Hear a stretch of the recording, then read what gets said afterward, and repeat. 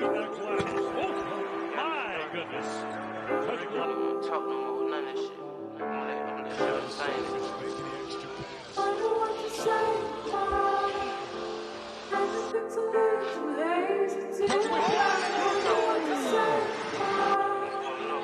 Boy Hodge, quick release. Let's go, eight. got me started. Wrist frames carded. Pull up double parking. Don't even pay like I'm the owner. My young niggas retarded.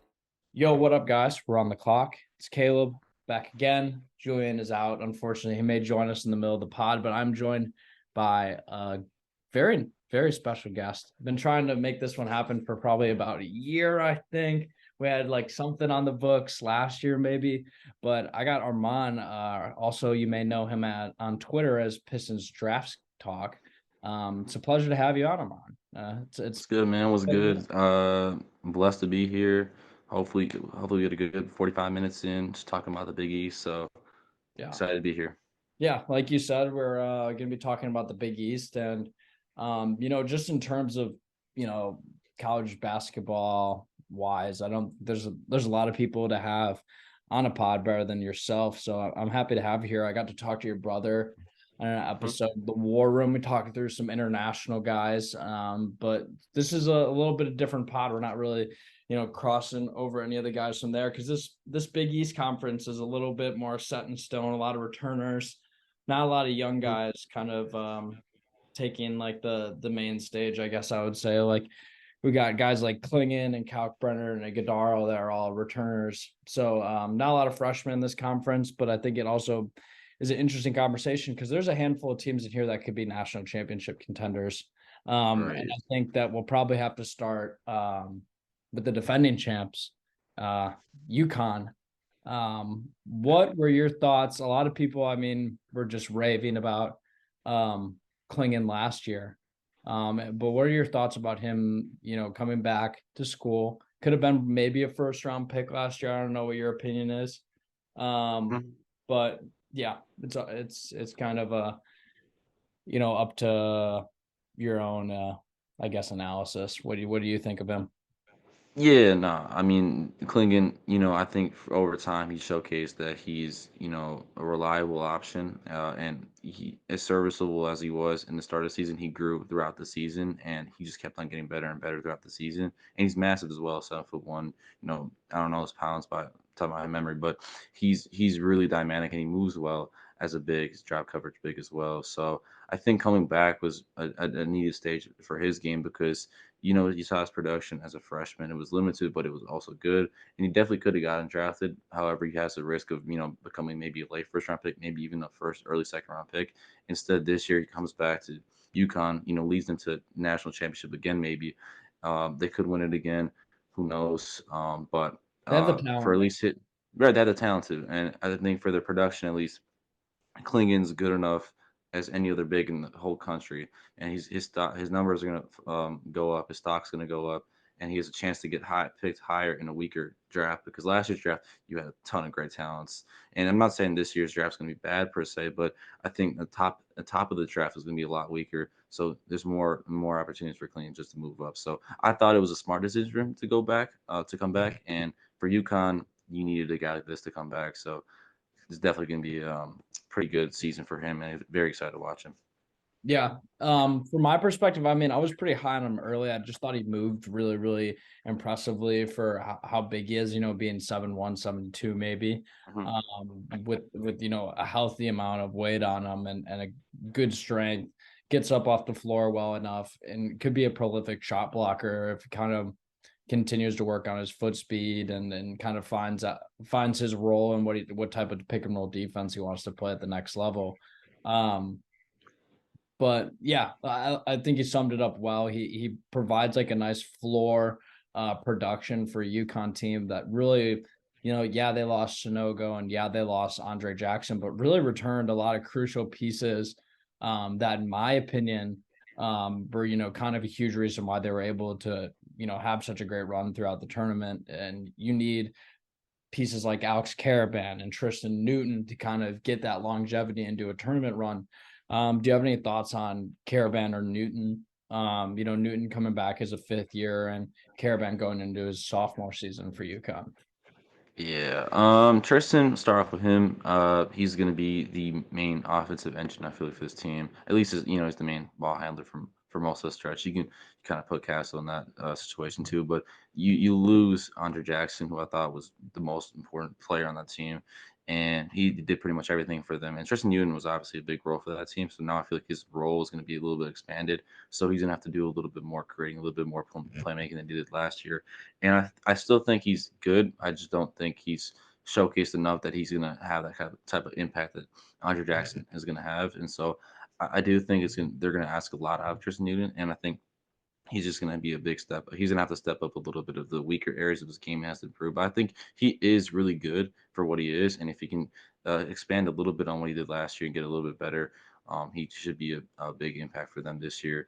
And with Alex Caravan, he was I think he was a redshirt freshman. He redshirted his freshman season and then came in his second year, which is a freshman year, and you just saw a lot of growth like when he was out of high school and when he came in as a freshman for UConn. He was really, really great, especially as a shooter.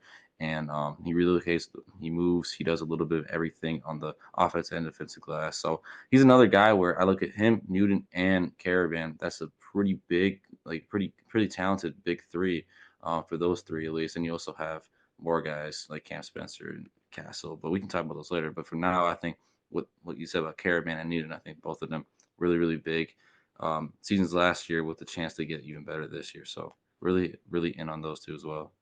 Yeah, I'm glad to hear that you're kind of in the same boat I am about Caravan. I think that he provides like that kind of similar to Klingon. I think that they both just provide a nice like floor production that they can count on as a team. And then you get to the guys like Stefan Castle you referenced.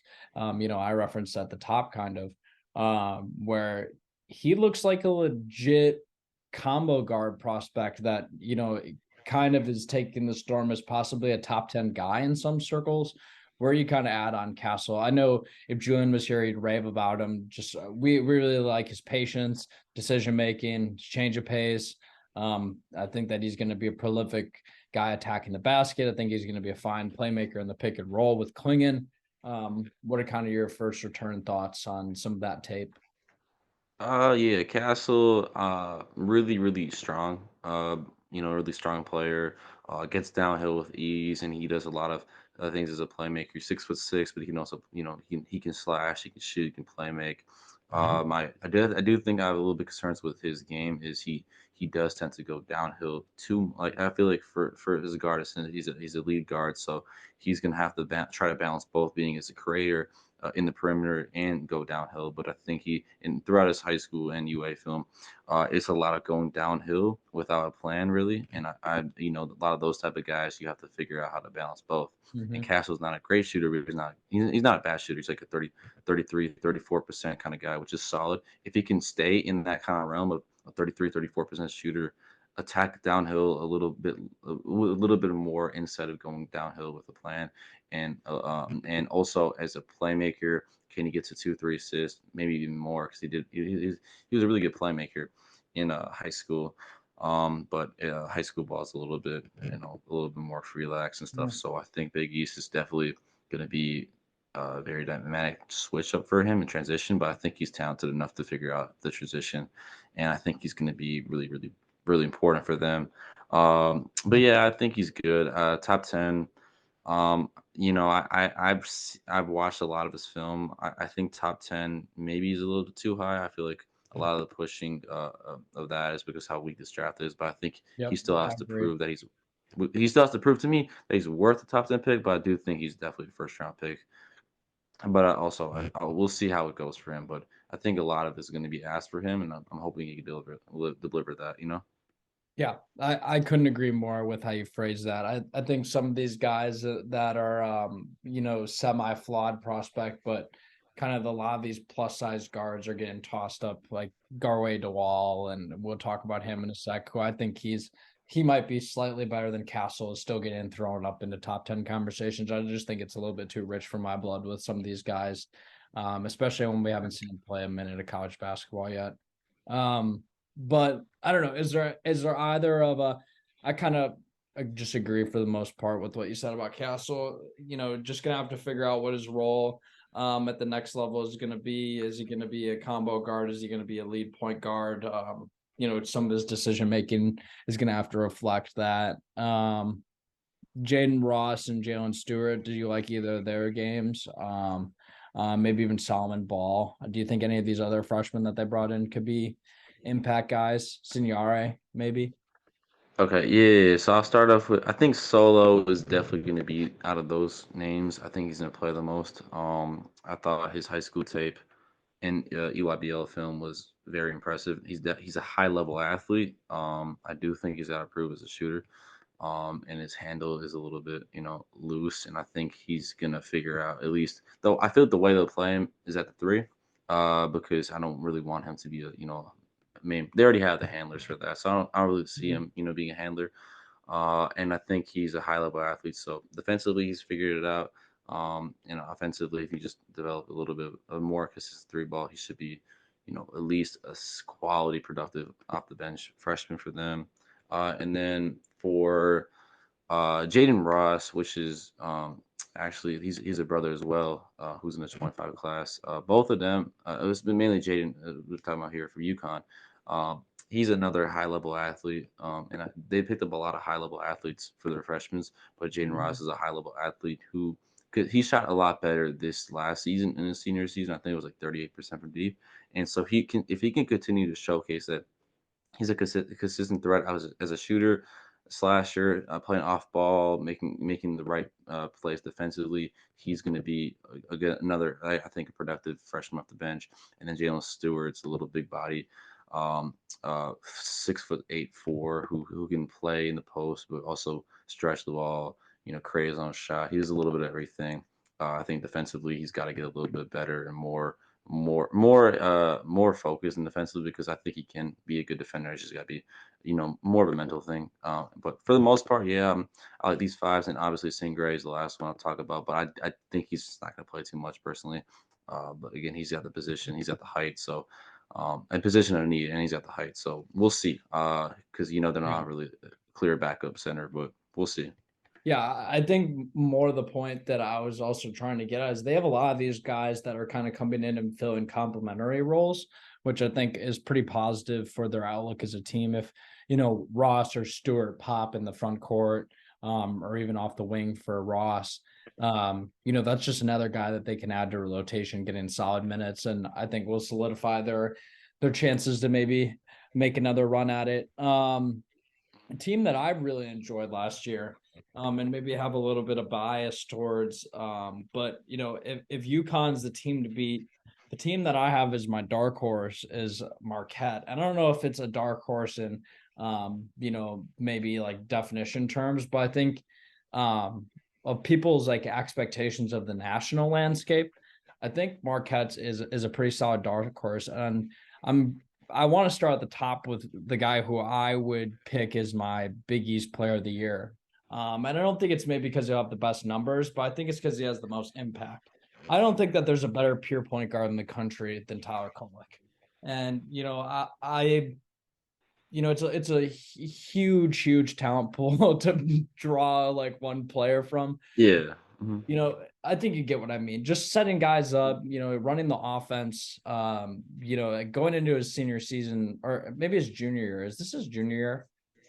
Pretty sure. I'm pretty sure, yeah. Yeah, Yes. it's his senior year. Yeah, it is Okay. junior year last year. Um, Mhm. just showed a lot of improvements. His ball placement out of the pick and roll is exceptional. And I think that when you look at what they want to do with him and Iguodaro, and they need a guy who can get the ball to Iguodaro in spots where he can make plays out of the short roll. He can utilize his length to finish around people. He's not a powerful athlete. He's a finesse athlete, and he's got a lot of length. So he's not somebody that's going to be a lob threat. So that requires a really particular type of point guard. I don't know if I've seen a guy make more pinpoint bounce passes in a tournament than Tyler Kolek did last year. What are your Mhm. thoughts on Kolek and kind of his fit for Marquette and what maybe he does to their ceiling for you? I mean, we can talk about Iguodaro.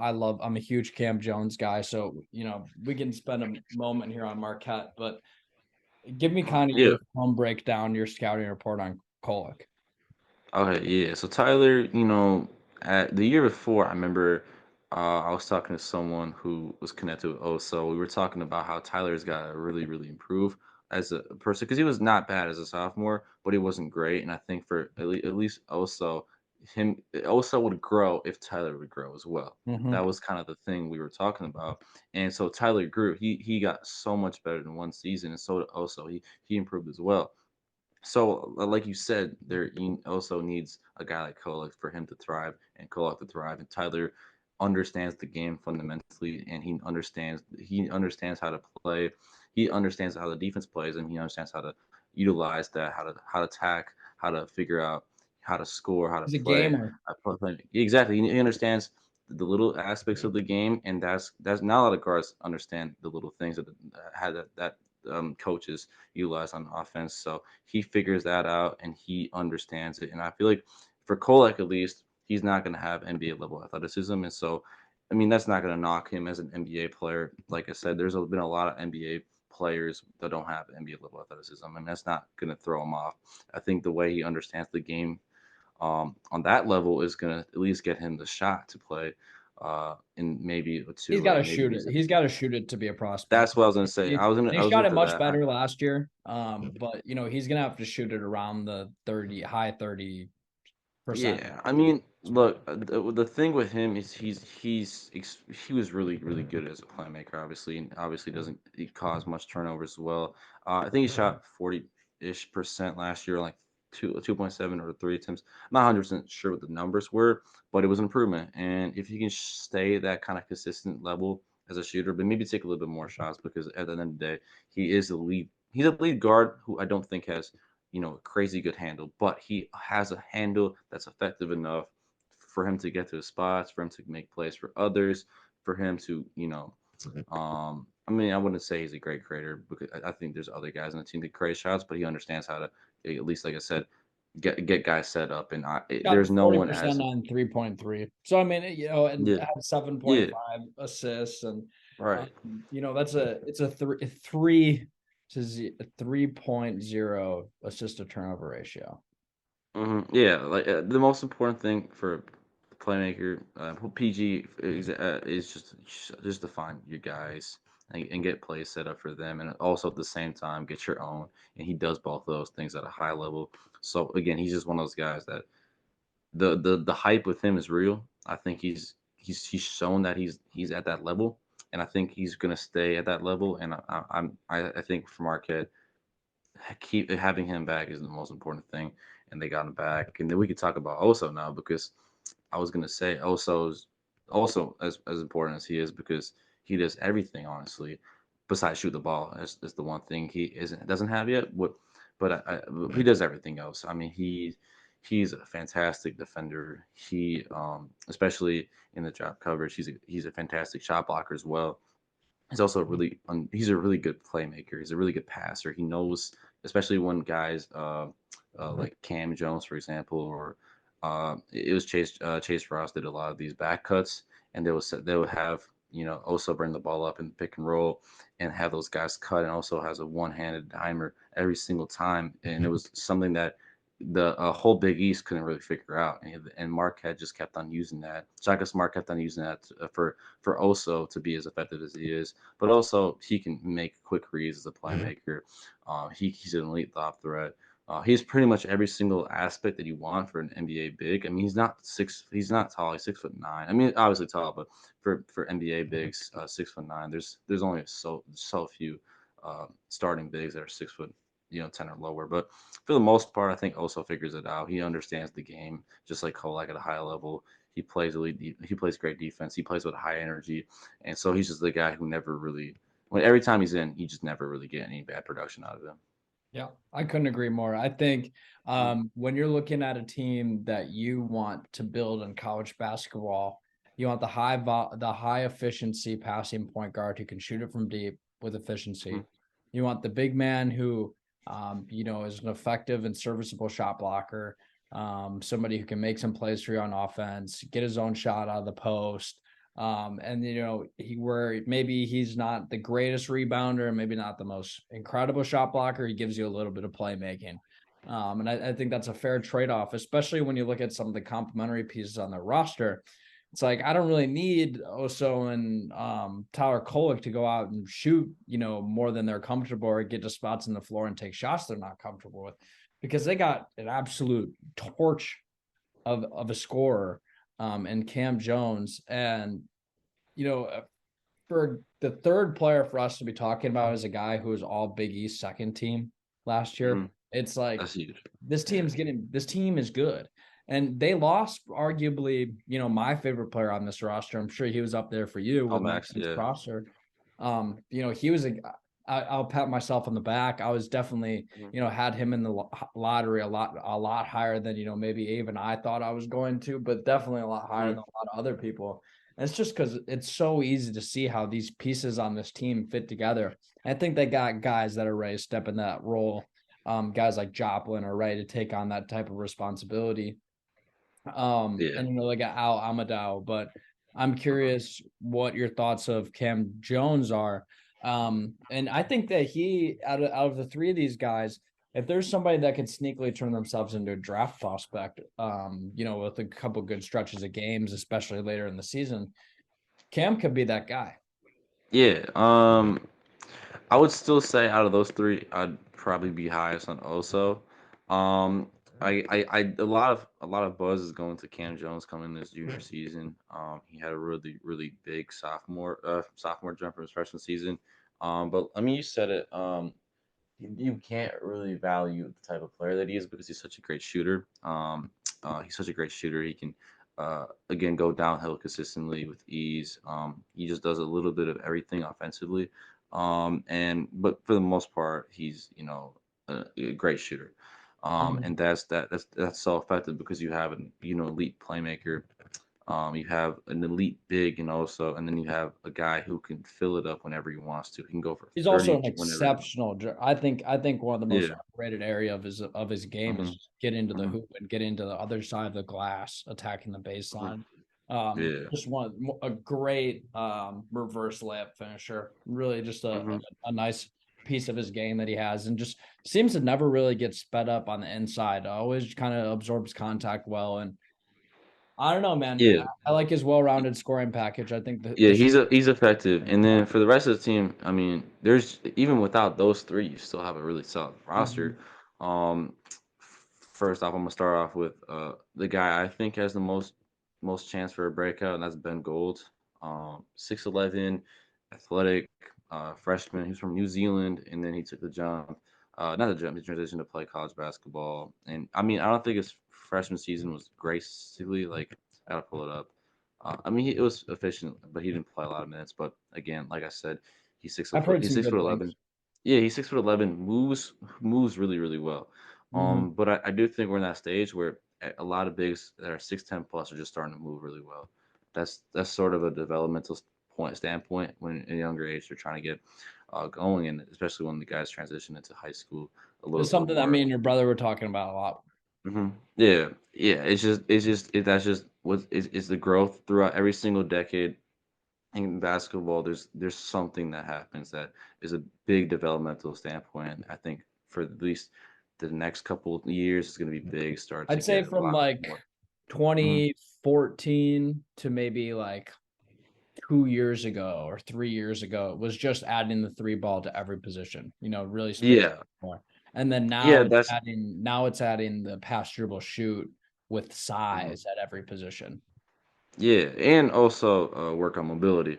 Mhm. But the thing is, it's just at least with the bigs, there was guys who were coming out of high school. I remember Isaiah Stewart, for example. He was very limited as a shooter. Never really, he was insanely strong and big player, but he never really focused on as a shooter. The moment he got drafted to the NBA with the Pistons, it's just he's every year he just takes on more and more threes to the point where he's just a consistent 3 or 4 shots from deep type of player. But that's just the growth in basketball, and it's always going to Mhm. be the growth every other year. Every year, there's something that every player wants to work on. And for now, bigs are going to be working on a lot of things. But for at least Ben Gol, I classify him as a wing. I just think he's really Oh, weak. Yeah, really weak. He's not there. with his frame, but he does have the mobility, speed. He can shoot. He can really. He had a crazy dunk, I remember, in the season. So he's got a little bit of everything. In Australia. That's a develop. He's in New Zealand. That's where he's from. They had another guy as well who kind of similar, but we'll talk about that if we do an ACC podcast. But Chase Ross also, he's on the team, back for another year. Freak athlete, high energy wing defender. He's 6'4", so you could put him as a guard, but I just don't think he has the guard like chops yet as a playmaker, as a shot maker, handler, etc. It's just he's a high energy defensive wing, but at 6'4", if he can improve on the, like I said, shot making, handling, he can be really good. But I think 2 3 years he'll get to that level. I feel like, and also you have Sean Jones coming back for another year, and then David Joplin coming in for his junior season. So, I mean, Joplin's tall wing who's 6'7", I'm pretty sure. Mhm. Great shooter, but that's really about it. I feel like I just don't think he's there athletically speaking. He struggles to attack aggressively at the rim or efficiently at the rim. So he's really kind of one linear. And I think defensively, Big East teams have figured out how to limit him. So if he wants to jump out of that Omax role, I think him expanding on other aspects of the game is going to Yeah. definitely help that personally. And then finally, for the returners, Sean Jones and Stevie Mitchell, I forgot about him. Stevie Mitchell's just quickly, briefly. He's just very important because he does a little bit of everything. Not obviously going to take all the shots, going to take a limited amount of shots, but defensively and offensively, he does the little things that the coaches, the Shaka wants to see. So he's going to consistently get those minutes. But for Sean Jones, at least, insane athlete. He's 5'10", I'm pretty sure. He's super fast, and he's a great ball handler. But if he's got to work on being a little more efficient, a little bit more in control. But I think by year 4 he's going to be averaging 15, 16 a game, if it's at Marquette or at another Yeah. program. But if it's at Marquette, I think he's gonna be really good by a senior. So yeah, those are the returners on Marquette. If you want to talk about freshmen, we can do that too. But what do you think? Yeah, I mean, I think we can skip it Mhm. with some of these Marquette guys, but Mhm. I'm curious if you watched the guy that I like, and I've heard some good things about. Obviously, I'm from Wisconsin, so I kind of keep my ears closer to the circles around Marquette and Wisconsin when I hear about like more underrated Mhm. freshmen. What are Yeah. your thoughts on Caden Hamilton and Al Amadou? Okay. So Al Amadou, I like him more than Caden, but I'm not gonna Good. I'm disagree. I'm sa- Caden. I'm same spot. Okay. Yeah. Okay. So Amadou, just lengthy, very athletic, springy, good defensive prospect. I think he's a little bit raw, but I think by 2 3 years, you kind of saw the development with Oso. Gradually got better. So I think the same type of development for It's a Amadou good could be position of good. So need for right. Marquette Yeah. to fill. I think out of the two of them, I think Hmm. that he could probably maybe get some minutes this year if he proves himself on the defensive end. But like Yeah. you were saying, man, they got so much Mhm. depth at the wing and the front court. With all these returners, I think that they'll these guys will probably see a little bit limited playing time. Yeah, I mean that's the thing. When you have experience and depth, and a lot of those guys are a lot more. Obviously, you can't say a freshman can be proven. It's impossible to say that. But for the most part, I think out of these 4 freshmen, they have Trey Norman as well as Zay Lowry. A Hmm. lot of those guys coming in, I mean, Norman could, but they have a lot of guards. That's the thing. They have a lot of depth in a lot of their positions, and a lot of these freshmen. None of these freshmen are elite. A lot, 3 out of the 4 of them are pretty raw and need development. So it's going to be a long transition for those guys for them to really get consistent 20 plus minutes. So I think by 3 years, then you can start seeing that development if they don't They have a good transfer. young core. They have a good young core. I think this Right. is something that there's a position Marquette hasn't been in for a while. Where they have, a really solid The- contending upper class, mhm. and guys to look forward to watching down the road. I think it's been a minute, so I'm happy to see Right. the Yeah. health of Marquette basketball's return via Shaka Smart. I think it's been a wonderful last couple of years watching them play. Mhm. Really good team. Really good team. So. Yeah, another team that's kind of Mhm. again seems to nurse themselves back up to health every year is Creighton. I have Ryan Kalkbrenner in my first team. They went out and got a guy in Stephen Ashworth that I really liked a lot last year for Utah State. Brought back Trey Alexander, who I thought could have been a first round pick. And then, of course, they have Baylor Shireman. So, obviously the whole Big Four is back, and they brought in some other guys, via the transfer portal to fill in some of the gaps. Brought back Mason Miller. What are kind of your thoughts about Creighton and their squad? Obviously Kalkbrenner's Kalkbrenner. He's 15 and 10 every night, pretty much. You can count on it. And I don't know. I'm sure you watched a good amount of Ashworth. You're not somebody I have to worry about not watching some of the under the radar guys. But what do you think about Ashworth's fit in the Big East? Because that's the kind of the biggest thing I'm looking at. Yeah, off glance, but off the team, I'm just to say I think they're gonna be worse than last year. Um, just off the just look at the roster. You As bring much back defense. Yeah, you bring back Baylor Shireman and Kalkbrenner and Trey Alexander, three of their best players. Maybe if you want to put Nemhard in that conversation, but those are three to me of their best players last year. So bringing those three back was as vital as it could have been, and so you already know those three are going to give you the production you want. So there's no worrying about those three guys. My only issue is how do you replace Nemhard? How do you replace Kaluma? Which isn't really Kaluma's all over the place, but he's talented as hell. So you wanted to at least get You him need to his that level, but defense. You need his presence. He's got great yeah. length. It's The thing with him, he just has to understand how to play basketball. That's really the thing. Mhm. But at least with Nemhard speaking, that was as important as it could have been. He pretty much did a little bit of everything. He can go up for 26 in some of the biggest games. He's a great playmaker, and he competes defensively. So losing him is hard, and replacing him with Steven Ashford is I know Ashford's a great shooter, and I get he's a good player. I don't think he's going to be at that level of a Nemhard. Especially, I think Nemhard had what Steven Ashford doesn't lacks in his but that quick one-on-one first step, getting by his guards and then setting up Kalkbrenner in as a lob threat. Ashford's a lot slower, and the way that he was effective was how Utah State ran their offense. They ran a lot of screens for him. They had a lot of opportunities for him to set up guys as well.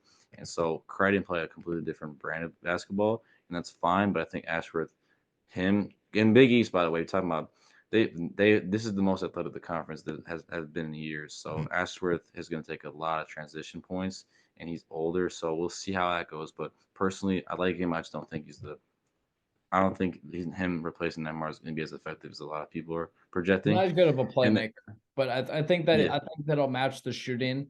And mm, I think that he won't be as great of a negative. But he's definitely not gonna neutralize the loss, I think, is what we'll find. I think yeah, he's like he'll supplement he's it. He's a supplemental replacement. right. It's fine. It's like it's kind of like an insurance pickup, but he's going to be Mhm. replacing him. So it's not bad, but I think they're it's really not hoping that that Alexander turns into a premier scoring, playmaker. a Yeah, premier playmaker. scoring, and even a little bit of a playmaker. Yeah, he can score. But I think he can get up to 17 a game this year Mhm. at that level. And then look at the rest of the team quickly. Just out of the more intriguing names, I would say the most intriguing name out of this is Isaac Trout to me. Redshirt his freshman year at Virginia, but coming out of high school, I was really intrigued with 81st in him. the country, man. Right, 6'10", stretch the floor. Yeah, he can score off the dribble too, which is a very unheard about. When people don't talk about him, as he can score off the dribble, he can go downhill and he can shoot over most of the fours in this conference. So I think he's going to be a consistent 10 points per game, and then we'll see how that goes. But then you also bring back Mason Miller, and he had a solid freshman season. It wasn't let's write home about him, but he's another guy who's a 4-star recruit, redshirted that freshman season, and they came in, looked decent. But if he can Yeah, he's showcase something a to little bit, note. Even just beyond the fact that he's the son of an NBA player. At 6'9", he provides mm, great yeah, positional size when they slide him in at the three. He makes their lineup a yeah, lot bigger, especially if they throw out a lineup with Trout and Kalkbrenner, and then it's Ashworth and Alexander, or Shireman and Alexander. I mean, that's a Mhm. really, really big lineup that can rebound and defend, even if they're not the most dynamic on the perimeter in terms of defense, they're going to be able to funnel to, a lot of size inside. Yeah, but yeah, so yeah, overall, I think this is a fine team. Like they're going to be good. I just don't think they're going to be anything exceptional. And I think a lot of the reason why is this team's depth is a lot. This last year's depth wasn't good either, so that's not like a good reason. This year's depth, I still think is about the same, but you're missing Nemhard, and I think as important as vulnerable as Kluma was last year and inconsistent he was, he still is a little bit of an upgrade compared to their four this year, which is trying to think because you have Trey Alexander, Ashford, Caleb Burner, Baylor. Do they even? I don't think they have a four per se. They're probably going to put Trout or Mason Miller. It could be Trout at the four. But They Trout's also good, but brought in Lawson from Memphis, who could get some all right, minutes for them, steady good. minutes off the bench. Yeah, I think they are what they are, and I think they're going to be solid. I just don't think they're going to be, you I know, agree. I don't think they're the top three in this conference. I think I'll probably have Villanova or Providence, honestly, at three. Speaking of Providence, we can move right Mhm. there if you Okay. want to, because I Yeah. mean they have another premier player in this conference in Bryce Hopkins, who Mhm.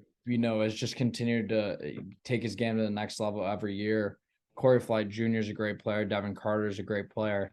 Just a lot of talent in the backcourt. And then they brought in a guy who in Gary Duval, who I've been really impressed with.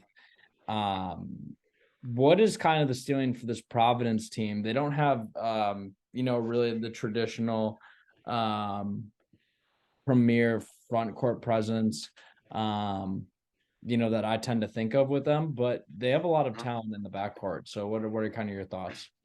Yeah, I'll say this is their most talented team they've ever had in a long, long period of time. At least as far as I've been in watching basketball, this is their best team they've had.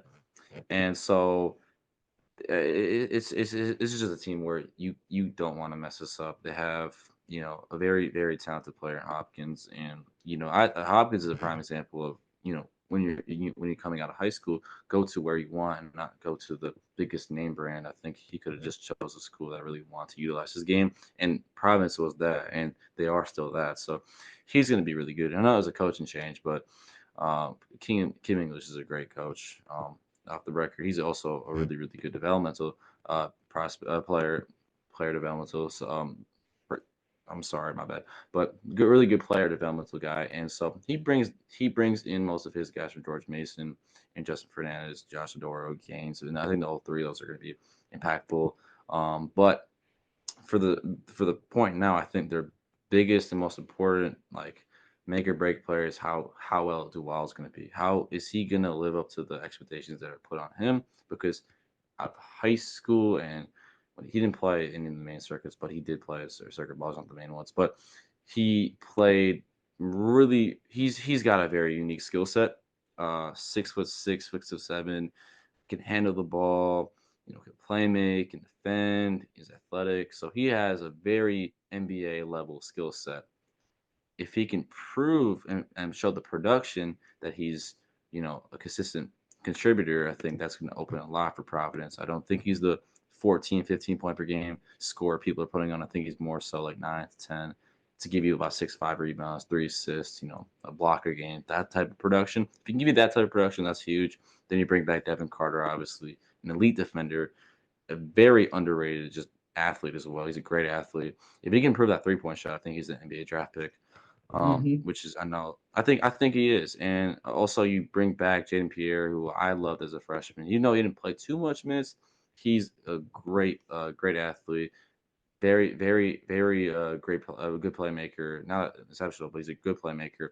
He's a high energy player, and I think he's an underrated shot creator. So he can definitely bring that because I think the main shot creator in this team is going to be Hopkins.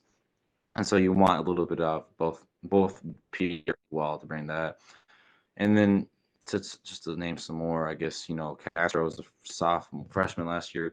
He didn't have a great freshman season, but he's a 7 foot big who moves insanely well. So if he can actually develop some basketball skills in that standpoint, he could be he can be another productive player there. And then obviously, trying to think of Corey Floyd. I'm just was blanking, Yep. my bad. But Corey Floyd from UConn, he didn't play that year at UConn. Then he came to Providence.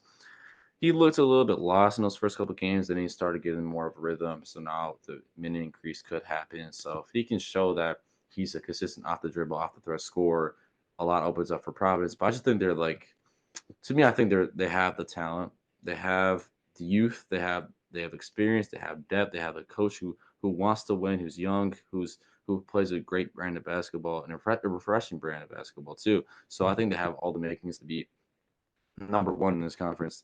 That's like the high expectation. That's not expectation. That's the peak. That they Mhm. could get to that level. Reality. We'll see how it goes for them. I'm hoping I think they they can fall be somewhere in as like good as 3 and 5, and somewhere in right. between Yeah, 3 and 5. that's like more so that range. But if all these guys click and they really mesh well as a team, they could be the best Big East team. For now, I'm gonna say 3 or 4 They're that range. sleeper But I for think sure. And I think they'll be a really tough matchup in the tournament for anybody that plays. yeah, they're gonna compete every game. So we'll Mhm. see. I think they're gonna be good. Another team that you briefly mentioned as a team that you think could compete, and I really dig because I think that they have a starting five that they can run out there that I kind of love, which is Villanova. What are your thoughts on Villanova before I kind of get into some of these guys? Because this is a team that I'm really enjoying watching. They're gonna enjoy. Yeah, yeah. So Villanova, just to keep this one a little more brief, because you have a lot of experience, not from this team coming back, but you have experience from the guys playing college basketball. And so last year it was a rough year for Villanova. Neptune couldn't really figure out how to do the roster, and then you kept on, at least for the point guard, you kept on playing Chris, and that was just terrible running him at point, and so they figured out later throughout the season, and you kind of the Cam Whitmore experiment there didn't work as well as it should have. So yeah, it was a rough Guy. year for Neptune. Yeah, it was a rough year for Neptune, but now you're bringing in guys who have a lot more experience, who Mhm. are very, very talented as well, and so I just it's think going to the be a lot. expectations there are a bit high. They're Just as they're a they're first. really high. I And I just think, think as a first year head coach, it's tough for anybody to come in and yeah, immediately adapt to those expectations. You got a premier recruit and all the like this, historically great coach leaving a program trying to fill his shoes. And I mean, we saw some of the early stuff with that with John Shire, where now John Shire's kind of now settled in. Um, his comfortability. What do my rotations look like? What is my philosophy as a coach? And I think we're going to see that with Neptune, where they're bringing in, three of my favorite transfers in the entire country with Lance Ware, TJ Bamba, and Tyler Burton. I mean, TJ Bamba for Washington State was probably one of my favorite, guards to watch at 6'5", provides a good shot positional creator. size. Hmm. Can really create his own shot really well, like you said, attacks the Yeah, basket strong, solid shooter from outside. I think he can only get better from there. Tyler right, Burton, at Richmond just, shoots the cover off the ball. Solid, like just prototypical 3-and-D type of player. And Lance Ware being just a supremely, strong athlete, gives you that kind of interior presence to go next to a guy in Eric Dixon, who's been a mainstay at this program. And we haven't even talked about probably like, the most premier like recruit in terms of like, out of all these guys who's recruited the highest is Mark Armstrong, who didn't Armstrong. really Yeah. get his Mhm. his shine last year, who I think could have been a great point guard to play alongside Cam Whitmore. We saw it work out on Team USA. Don't know Right. why it didn't happen at Villanova, but Uh, that's kind of my Villanova soapbox. That's a starting five there that I think can contend with any team in the country. Right, yeah. I mean, yeah, to touch on Mark, it's elite athlete. He'll do some of the craziest athletic sequences that you'll see out of any player in college basketball. So he's going to be a strong player. I think if he can get to that senior high school level shooting ability at 35% from deep, he's going to be as good as any Big East point guard. And then you bring in he's going to be the youngest player on that starting lineup for sure. But then you have guys that complement him very well. I mean, we even talked about Eric Dixon, but Dixon's going to be as good as any big in the country. and then you have He TJ was Bamba, like you last said. year. He's so Right, he was underrated last year, right? consistently. And then you get TJ Bamba, who's like you said, great shot creator. Love watching him play, especially when he gets hot. There's no Mhm. one gonna stop him. Him and And Justin Powell were just such a good backcourt last year with right, Guy. I mean, that Washington State team is so underrated. they could have made that tournament if they had a little more consistent play throughout the non-conference. Their top But three was so much better than the rest of the roster. So it's yeah, insane. it's the depth that really kills a lot of teams. But Villanova is not going to have that issue. They have the depth. Mm, They have the top talents. They have some youth. I think this is they don't have as much youth as they did last year with Cam Whitmore and the Mark because those are like the main centers. But you have Brendan Housing coming back for sophomore year, so we'll see if he can make a jump. I just hope less of Chris, honestly, more of Mark, and then let the other guys do their thing, and this should be a pretty good team. yeah, I agree. I think they'll be good. Mhm. Excited to watch some a team that's you know, in my opinion, is kind of in a different place. But I mean, I think honestly, the rest of the conference is kind of in a different place where they're kind of retooling um and rebuilding a little bit. Is there any of these relatively younger squads in the Big East that you like a lot going forward? Maybe it's a Butler, maybe it's a Seton Hall, a St. John's. Who are why don't you give me a rundown of two of your teams? I'll give a rundown of the other teams that you don't pick, and Okay. we'll probably wrap it up. Yeah. So I'll do Xavier. Xavier. Um, I like Xavier.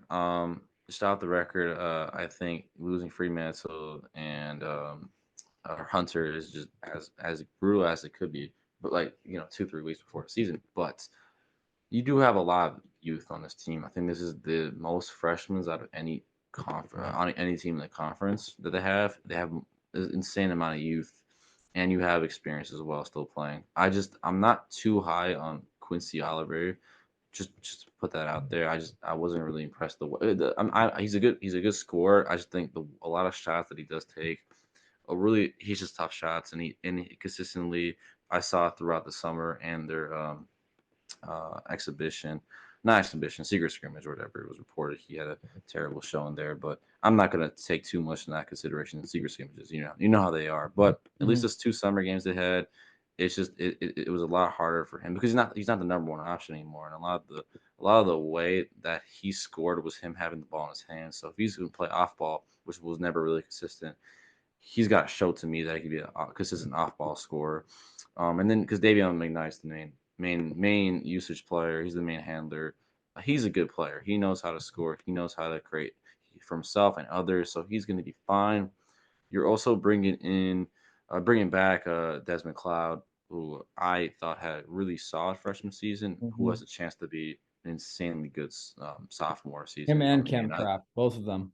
yeah, and Cam Craft was one of the ones where he was throughout his whole high school, especially senior year, he was as good as any scorer in that 2022 class. Like he's not a great handler, he's not a great athlete, but he knows how to shoot he knows how to shoot the ball at an elite level. He knows how to move, he knows how to hit shots over defenders. He never shows any fear. He's as confident as any player was. So it was weird because he didn't play too much in his freshman season, and I feel like a lot of that confidence he came out of high school diminished throughout the year, and he had injuries, sicknesses throughout the year. So getting a fully healthy Cam Craft with great confidence flowing through him, he can be consistently good.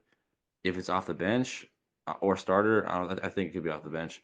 He'll give you at least a consistent 10 points per game with a high I think level he'll be a shooting. really good off the bench scorer for them, and I think it'll be a Right. good leaping off point for him going into hopefully a good strong junior year. Right. Yeah. Yeah. And then just quickly brief on their freshmen because I think this is even though they have a ton of freshmen, some are better than others and some are Yeah, worse. I agree. And I'm curious to see who you yeah, stay. I think for at least my most anticipated freshman is Lazar Djokovic, who I have watched Lazar a little bit in Serbia when he was playing club ball there, and then it was this summer he played in the World Cup where it really Mhm. elevated his stock. He was great, 6'10". Like I said about the bigs, they're expanding. He can move, he can handle the ball, he can shoot, he can do a little bit Love of it. everything. Yeah, so Great. he's gonna be their starting. I think he's starting for them at power forward, and so that's gonna be very exciting to watch. And then He's gonna be one of these guys. They're scattered all across the country. yeah, Kristaps Keenis, Mentalkis Makis, are guys right, that are coming into my mind that are, even Johnny Furphy. These are all guys right, that can sneak into rotations that just had absolutely beautiful. Luke Junger for Omaha. yeah, World Cup, he had a good one.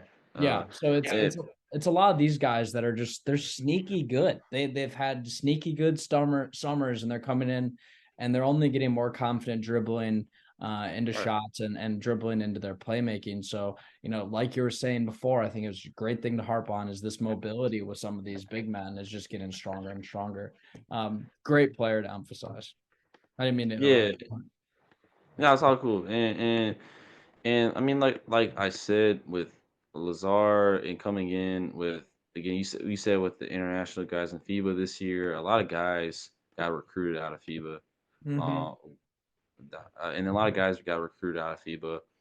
Um, and that was a big summer for international recruits to get recruited. And then coming in, moving on with Me and your Xavier, they brother also got. talked about it, man. We did a whole hour on it. Yeah, I know. I was like, I would love to join that one, but it's all Oh, good, man. It's all, yeah, I know. yeah, it's all good. But and then, like I Hey said, with man, Xavier, we'll definitely get an episode where both of you can come on and we'll just do a whole prospect extravaganza. Me, mhm, you, him yeah, and Julian. We'll just sit down and talk about 50 guys for like 2 hours or something like that. I think that'd be fun. we can do it for sure.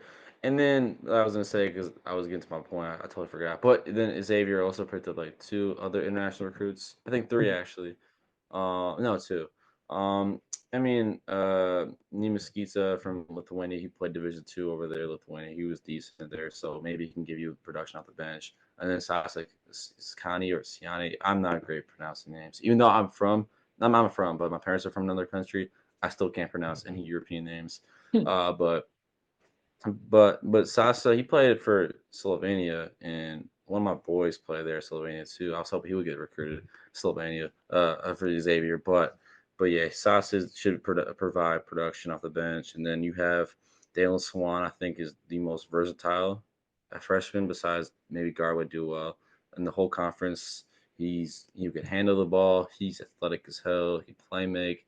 He looks He's gonna crazy. I'm surprise. not gonna lie. Yeah, He looks tough. Like he could be yeah. really good. At He six could be seven. good. Yeah, 6'7", and then finally, final two are Trey Green, Reed, I don't know how to pronounce his name, and then Neshi. But for Reed, he's a little bit worse than Cam Craft coming out. You can say those two are similar, but because of being mainly primary shooters, but Reed is also a little bit better of an athlete than Cam Craft was coming out. He's athletic. He'll surprise people with his bounce. Um, and then Trey Green, very explosive, very quick. He can shoot the lights out the ball. He's gonna be really really good. And so, like I said, with Xavier, it's just they're a very young team, and they're gonna take time to really get adjusted, especially losing two of your most experienced guys. Next year, But I think next year they're for gonna win like next year, they should be years. as good as any team. Like for now, this year, it's gonna be fun to watch them. You know what I'm saying? It's gonna be fun to watch them. They're not gonna be great though, personally. There's another team And then. that's fun to watch as well, and I'm curious if you're gonna pick them Mhm. for this next one. Mm, I'm trying to think are you trying to tell me St. John's or okay, yeah, you speak about St. John's. I'm gonna speak about because I feel like I'll do them. I'll just talk about should I do the worst team in the conference? Who I think is the worst team? Should I just I say mean, that? I was either gonna talk about I'm gonna talk about St. John's and Seton Hall. I'll just put that out Okay, there. you're talking about those two. I'm just gonna go. You know what?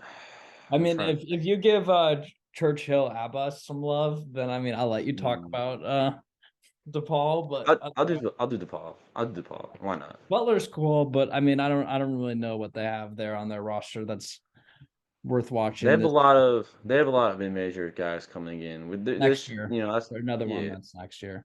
yeah. Um, And then Georgetown, just not there with me. I don't see anything. But I mean, it's Drew Feather, freshman's nice. he's I mean, he's really nice, Yeah, but Jaden Epps is good. Jaden Epps is And good. Getting him from Illinois.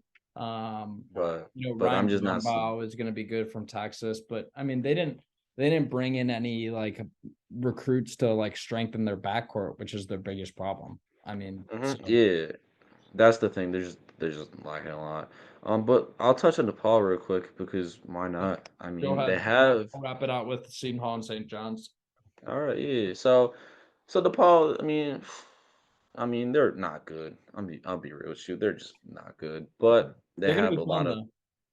They're gonna be fun. That's what I'm saying. They're gonna be a fun, bad team. They Mhm. have some of the best athletes in the conference. I think Deshaun Nelson's the most hyper athletic dunker in this whole conference. He threw out some of the crazy dunks last year. I was talking about this with another person. If he can develop a consistent jumper and be a little more aggressive defensively, I think he could get an Exhibit 10 contract in the NBA or maybe a two-way. We'll see. There's three two-ways now. But and then they have Caleb Murphy, who I think is the speediest player in the conference. He has the best first step in the conference. It's unfortunate that he doesn't have a jumper or any real playmaking skills either. He's a great athlete. He just lacks a lot of other stuff. But he'll give you production offensively and defensively, just limited, but not. He'll give you production. And then you have the rest of the teams young as well. You have Trell Boss, who's a freak athlete, came out the NBA Academy program, should get consistent minutes off the bench. You need that kind of athleticism there. Elijah Fisher is coming in, just kind of a guy who was, as a freshman, was great, but then a little over recruited, over ranked, a little high buzz Mhm. coming in at Texas Tech. He reclassed, probably shouldn't have done that. I don't think I would advise anyone to reclass unless you're really that level, and he was Yeah. never really You got to that be like elite. a top 5, top Yeah, 10. you got to be really good. And so he came in. It was fine, but it wasn't great. He gets to go to the Paul team with a lot less expectations, a lot less, a little more freedom because they play a little bit freer pace than Texas Tech, and so he should be fine. Um, Coming in his sophomore season, then he bring in Jaden Henley from Minnesota, who I thought was a solid freshman there. Weird to see him, transfer over to a team as bad as Minnesota. You know what I'm saying? But he'll get the same type of production there. And then Mac Itanati, Dryman Kamara, it's two young I like guys who, Kamara. Kamara should be interesting as like a little right, plug and play. Just let him go shoot the do his ball, thing. lights out shooter. Yep. He's also from NBA Academy, which is another. I mean, I'm noticing this a lot more.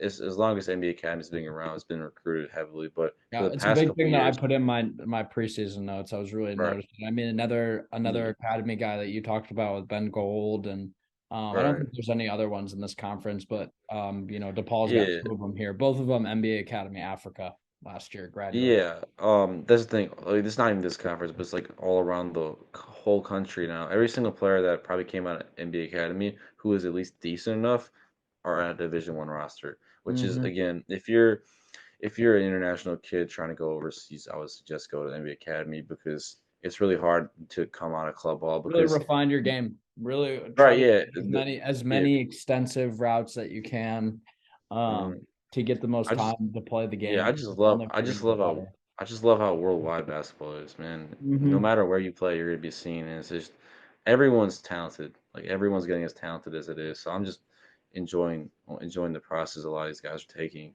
And but yeah, DePaul, like I said, you have Keandre Young, JUCO, Yep. another aspect, another level of basketball, which is very, very talented, but also probably some of the best athletes coming in. And so I'm not one to, judge of where they're at, like, how they got there. It doesn't matter. How they Exactly. perform is what I want to see, and those guys perform. And Contra Young is one of those guys who perform at a really high level. So he's going to be another guy who I think DePaul can How rely I think on. about it is that there's a reason why they're getting recruited out of JUCO. Right, yeah. And it's just like, I mean, If he like I'm stunk just at JUCO, then he's not going to move up to Division One. Nobody's right, going to want him exactly. at Division One. Right, Has exactly. to exceed expectations at Mhm. junior college. Yeah, and I mean, you could be a JUCO for all types of reasons. It's just I'm not gonna be the one to say why Academics, you're. it doesn't really matter. It doesn't matter as long as you're getting recruited at college and you're eligible. It means you met the expectations the college wants, and that's exactly what you need to do. And they're at the right stage of their careers. And so Keandre, for example, Deshaun Nelson last year. Deshaun Nelson was great in JUCO, even better in DePaul. Personally, he took the jump that was needed. Now he's going to be the leading scorer of the conference. Could average 16 a game maybe. Keandre Young's going to be another guy who's consistent off the bench. And then you bring in Jalen Terry, who was a kid from Michigan, actually, played for the family. Got started at Oregon, didn't play too much in Oregon, then moved to DePaul, found a role. He should be good. Good off the bench, not good in the conference, like compared to other guards, but or he's starting, but not, you know what I'm saying. And then Chico Carter, also a Phillips scorer, just like Terry. They can both score. They're both small, but they both can score. But yeah, I mean, for the most part, it's not a good team, but they're young. They're athletic. They should be fun to watch. So that's the Paul, man. Bad but fun, you know. Yeah. Um, I think you summed it up well. You touched on the players I wanted to talk about. I was surprised you even stopped at Kendra Young, which is a guy that I would have talked about if I would have talked about Hmm. DePaul. And Yeah, I think you cited the exact same things I would have, which is, I mean, it's a level of basketball that you have to respect. And when you're coming in at right. 6'8" and you've Hmm. played guard at the junior Hmm. college level, you're going to be able to play, hypothetically 2 and the 3 at the college at the D1 level, off the bench. He's not going to be a bad player. And you He's didn't even 6'9" talk about too. Zion. You didn't even talk about Zion Cruz, who could have a bounce Yeah, back year next year. yeah. So So, I think Zion actually he went to JUCO. I think he just left the team. oh, did he really? Yeah, he left That's the a good. team. Then I could take him off my sheet. Yeah, it's fine. I mean, he left the team, so they should have a little bit more Yeah, time definitely for a guy like maybe even Keandre to slip into some guard minutes. Probably not though, but more time for a guy like Kamara or to Fisher to develop. get Yeah, more I minutes. like that. I like that Yeah. for them. Hmm. Honestly, I think it was Hmm. he was definitely not. It's similar to the Elijah Fisher thing at Texas Hmm. Tech, which is why I think it's interesting that they brought him in to Yeah. DePaul after they just had the same problem with the player where it's just not outputting what the hype was. Hmm. Hmm. Um, so I guess we'll round out with St. John's and Seton Hall here. I'll start with Seton Hall because I think I want to engage you a little bit more on the St. John's discussion. Hmm. For me, Seton Hall, it's pretty straightforward. I think that there's just a handful of guys that I'm going to want to watch as somebody who's primarily draft minded. Obviously, Kadari Right. Richmond's going into his senior year. Hmm. Uh, you know, I think a lot of people are expecting him to kind of make a leap last year. That didn't really happen, especially when the new coach Shaheen Holloway. Hmm. I think for him, you're just looking for him to continue to improve as a guy who could be a 3-and-D player. But now it's gotten so late into his college tenure. I don't really know what the outlook is for him as a prospect. I don't know if there's like a lane for him to make that jump. Maybe you could give me one. But Yeah. I don't know. I'm kind of out on the Kadar Richmond NBA train. They should be good for college, though. I mean, we've heard it as long as he's been a freshman at Syracuse that he's going to take that next jump, and he's Mhm. quietly gotten better each year. Yeah, But I think the thing not with to the him, level that I think a lot of people are expecting. Not that, at least to my yeah, expectations. I yeah, was hoping that he could kind of take over and be a number one type of player on a team. yeah. I was hoping he can come out. Yeah, I was hoping he could have as good as the year last year to come out. But he didn't have that year. Even though he did shoot 44% of three, it was on the very low shot attempts. And at the next level, I mean, as long as there has ever been, in the NBA since like past couple of years now, if you're a lead guard in the NBA, you got to at least be a competent shooter. And I don't think Kadari Richmond's at that level. So as long as that's the That's what I'm case, saying. he's gonna be stuck in the G League. And then you can't even go to EuroLeague anymore because all of the guards in EuroLeague have a high Shoot level well off shooting the ball. ability. Yeah. So it's like he's got to figure out how to improve that shot because once he improves the shot, I'm telling you that opens out so much things for his game. And if he can figure out how to shoot, teams are going to defend him a lot differently because now that he's a threat from deep, and so that's going to open a lot. So well, if he can have that, sure. But I've heard this story for the past 2 years. He's gonna take that jump. He's gonna take that jump. He still hasn't. Hopefully it's this year, but we'll see. Obviously. Um, I agree. Couldn't agree more. That's my soapbox on Kadari Richmond, and Julian would iterate the same things if he was here. He's somebody who's bit on the Kadari Richmond thing year after year and has just Hmm. been disappointed about a week into the season. It's like he still can't shoot it. I'm like, yeah, I know. He really doesn't want to Yeah. add it to his bag.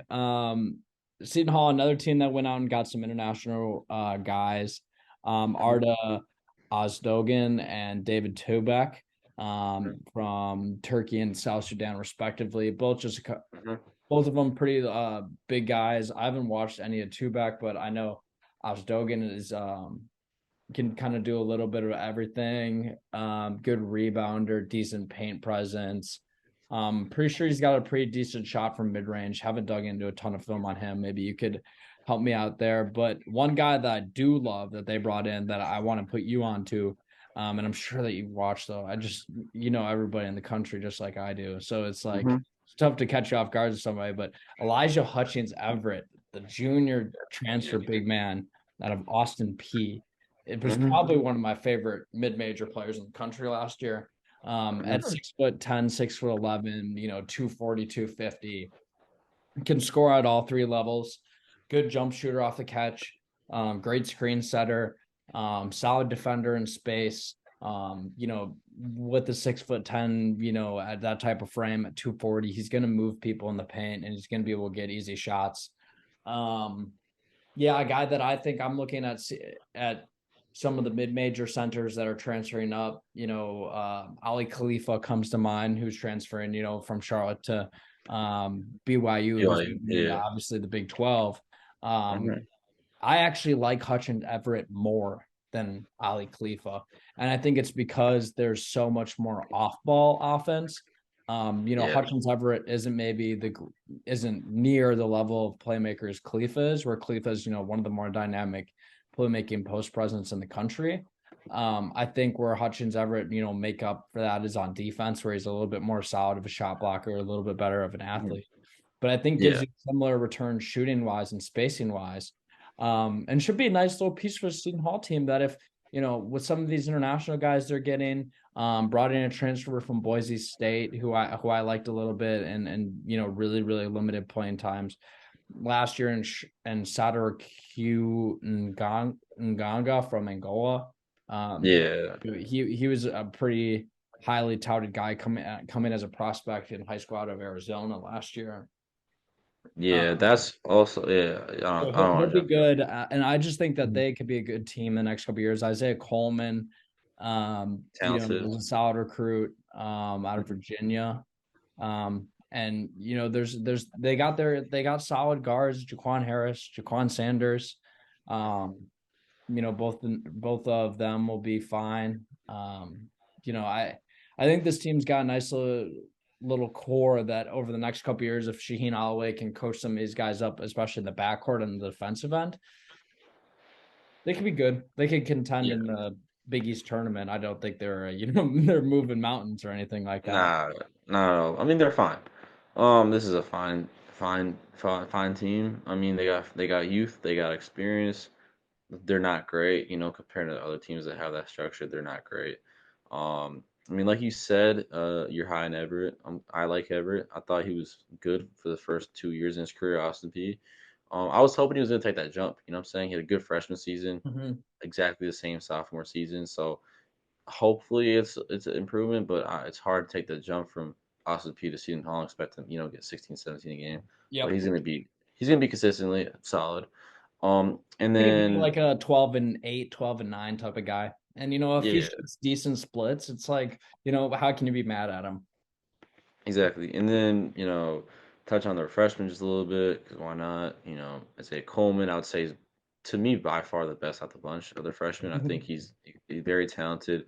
The issue with Coleman is he's always been, as far as I've watched him, one of the most athletic guys in the room. He can create his own shot. He can do pretty much everything you want from someone who's 6'6" to do. It's just he doesn't play in control, takes a lot of bad shots, doesn't have a great understanding for the game. So once he understands the little stuff that really acclimates Ian to Holloway get will to whip that into shape real quick. right, yeah, Sheen Holloway is good. So if he can figure that out, I think Coleman could be good. I think it's going to be an inconsistently inefficient freshman season, but I think he's going to show a lot of And they flashes could of what use he. a little bit of that punch that like somebody who could Mhm. add a little bit of variety into their team. Yeah, Wouldn't be exactly. bad. And then quickly, Tupac. I think he committed originally to Memphis. Was on Yep. I'm not 100%. Yeah, he committed to Memphis. Personally, honestly, not a fan. And I know someone personally who's connected with him. I'm just not a fan with him. I just don't see a real skill set that translates. He's kind of all over the place, and he tries to do a little too much at times. And I think him being at 6'8", he's just more so like a traditional big, Body. who's Yeah. yeah, big body. He's trying to expand out in the perimeter. Doesn't have that game for that. Not doesn't have the skill set for that. And then Adrea. I thought it was a interesting pickup. He never was great in Turkey for their FIBA minutes. I'm not sure if he was good in club ball that really sparked them. Nah, he was fine in the U19 league for them. He's a big body presence they need. If they have Everett out with an injury or Jaden Biayako, who's Or even want to play Everett a little bit more on the perimeter. If yeah, and then and Bediako is insanely foul prone, so he just fouls everything. So you're gonna have to have Tupac or Edre coming after potential third or maybe backup power forward. So those guys have to step up. And for Dre, I think he's been very limited as a shooter. I know he takes a lot of threes, not too much. I mean, like 2 times per game, maybe 1.5, but he's got to expand a little bit more. He's kind of soft as well, so just like Tupac, just like Dra, they're insurance bets, but they're also undeveloped. And then they picked up Malachi Brown, which he's always been as hard as a worker as anyone has, but he doesn't have, good athleticism, not a great shooter, but he's a hard worker, so I think he'd be decent in the long run. But yeah, I mean, yeah, they're to me, I think they're fine. I just don't think they're gonna move any needles. You know what I'm saying? they're gonna beat up on Georgetown and Yeah, DePaul for sure. yeah, But yes. I I think mean, that's and maybe Butler a little bit I think inside. Butler's. I think Butler's a little bit better, but that's maybe an unpopular opinion. I We'll actually have like. to see how good Screen is coming in, and how stable Yeah, of a front court presence he is. right. Um, And then St. John's. St. John's, yep. Okay. I mean, Yeah. I'll save the best for last on this squad, but I think really the moral of the story is Rick Pitino is back to coaching at a high Mhm. major Division I program. And in natural Rick Pitino fashion, he brought in all of his favorite players from the coach and from the school he was just coaching at. Mhm. Bringing in Cruz Davis, bringing in Josh Abide Jenkins. Io. Mhm. Um, so Jenkins. getting both those guys to come in and kind of form like a Mhm. solid, ready to play core, is good. Zubi Ojafor is a great player that I really like a lot. That they were able to steal away from Kansas. Mhm. And then of course they brought in, I think a lot of draft Twitters, one of Favorite guys. the darling mid-major guys is Yeah. RJ Lewis, RJ who Lewis. Yeah. is a stud. At six Yeah. foot seven, can put ball and hoop He and do a little bit of everything. yeah, I know he's injured. He's injured, which sucks. When I heard about that, I was like, damn. but But so you're gonna have to get a little Chris bit Ludlam's more. going to be more than fine, coming away from Harvard, and they Yeah. got Jordan Dingle from Penn. Yeah. Um, two guys And that are like ready to play graduate senior guards. They're yeah. going to And come in then and shoot 35 to 40% from three and move the ball well. And then yeah. when RJ Lewis is back, whether he's taking one of their minutes, I think Ledlum will definitely have the staying power as a senior all season. But whether it's Cruz Davis, Lewis, Ledlum, Dingle, the backcourt's going to be set with this squad. And I think for Rick Pitino, you give him a good backcourt and he'll give you, 17 to 20 wins. Yeah. I think like you said, I think this is as talented and deep as any team in the conference. And when you have Patino, you have St. John's, Madison Square Garden. They can pull in a lot of recruits now, and so they started with Simon Wiltshire. They got him out of UNC to come in. He's talented. He's a near 5 star. He's really good. I think it's gonna take a little time for him, but he could be good. You also got Brady Dunlap to Mhm. decommit from Notre Dame to come to there, which actually, to be real with you, I didn't like that decision for him, his standpoint, because he was gonna play a lot at Notre Dame and get the reps he needed, but now he's gonna come off, maybe Notre not even Dame play. is in shambles. Yeah. That's a different story. It's a different Yeah. podcast. You'll go listen to that one if you want to win up on Wednesday. Shit, I'll watch it for sure. And then just to bring out the rest of the team, he brought in Subi Ejiofor, like he said. from Kansas, sophomore, could have a breakout year. But then I think the more important breakouts if RJ Lewis can take the jump. And then another guy I think not really on draft Twitter, but I would say more so college basketball fans like Glenn Taylor, and they think he's gonna have a big year. So he could be, he does a little bit of everything defensively and then offensively too. But and then I think the more important guy to come in because I saw the exhibition, he was good in it. Naheem Aline from UConn and from VTech, he's a great shooter. But he had a down year at UConn. I mean, I think we could say that's fair for him. But he's talented. He can shoot the ball. So if he's gonna give you 40% from deep this year, and you have all these other guys who can create their own shot, Joel Serrano as well, the elite big there, and you have some youth as well. I think this team, if they click, like I said, they click just like Providence. Like I said, they click. This team could be top 3 in the conference, no doubt about it. But that's up to how Patino coaches them, how the guys develop, how they play throughout the year. Because this is a very new team. All these guys were not playing together, except for some of the Iona guys. It's a whole new team. Yep. So if they can figure out that structure, good things will happen. But we'll see how it goes for them. Yeah, and like I said, I think that just knowing the way Rick Pitino wants to play basketball and having it being something that's going to be instilled in a lot of these guys day one, and having that type of culture, not within the program itself at the moment, but that culture within himself as a coach. Like what you're going to get out of him. You understand this guy has been here before, he's won before, and guys are going to buy in. Like I said, I don't think that this team's going to shock the world this year, but I mean, if RJ Lewis, doesn't turn himself, which is, I think, unlikely in some people's eyes, that he doesn't turn himself into a legitimate draft prospect this year now on a bigger stage. I think he's that type of player and could play himself into solid, maybe first round conversations. But if he comes back next year, this is a team that if, Wilshire's still around, Dunlap's around, like you said, both those guys that get in this program, this is going to be a good team. And when, these graduate seniors leave and you have still some of the guys from Iona and you still have some of these recruits that they're able to bring in, like you said, you got New York City, you got the Madison Square Garden, you got the Rick Pitino. This is a program that's ready to bounce back. So I think that they were definitely worth noting, at least in this podcast. I'm glad we kind of saved them for last because they're an interesting note to end on. Thank you again for your time. We went a little bit over the Yeah, a little bit over. but it's tough to Talk about. Yeah, It's tough to talk about. minimize.